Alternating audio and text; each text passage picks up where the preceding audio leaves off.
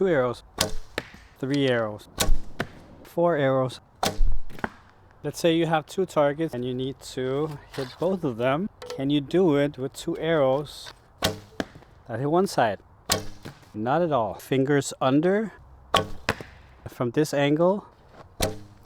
Even though you shoot them like that, they still get closer and closer and then just overlap each other. It's pretty funny to see.